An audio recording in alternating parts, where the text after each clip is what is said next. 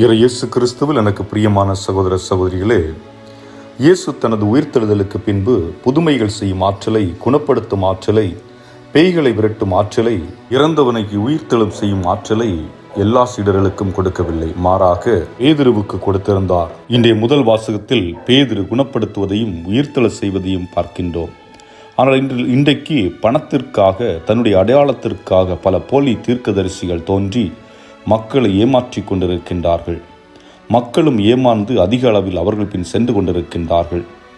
இனி நற்செய்தியில் பார்க்கிறோம், இயேசு கூறுகிறார், என் உடலை உண்டு இரத்தத்தை குடித்தால் ஒழிய நீங்கள் நிலை வாழ்வை பெற மாட்டீர்கள் என்று சொன்னவுடன் இயேசுவை விட்டுவிட்டு பல சீடர்கள் சென்று விட்டார்கள். இவருடைய இரத்தத்தை நாங்கள் உண்டு குடிக்க வேண்டுமா? அது எங்களால் முடியாது என்ற ஒரு எண்ணத்திலே அவர்கள் அவரை விட்டு அகன்று சென்று விடுகின்றார்கள். இயேசு அவர்களை கட்டாயப்படுத்தவில்லை, மீண்டும் திரும்பி வாருங்கள் என்று சொல்லவில்லை. ஆனால் அவர்களுக்காக வருத்தப்பட்டார்.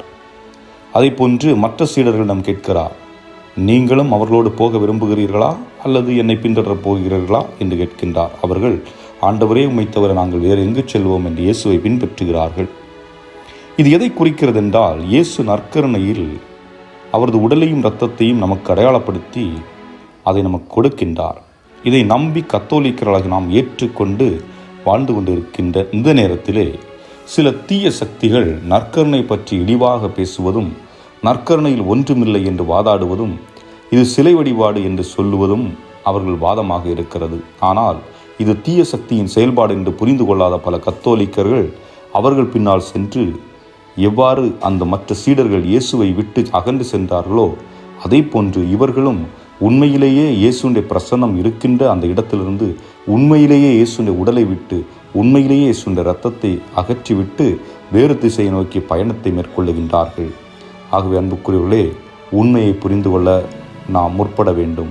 இயேசு நம்மிடம் கூறுகிறார், நான் உங்களோடு இருக்கின்றேன் என்ற வார்த்தை என்பது என்னுடைய உடலும் இரத்தமும் உங்களோடு இருக்கின்றது என்பதற்கான அடையாளம்தான். இதற்கு நமக்கு தேவை நம்பிக்கை.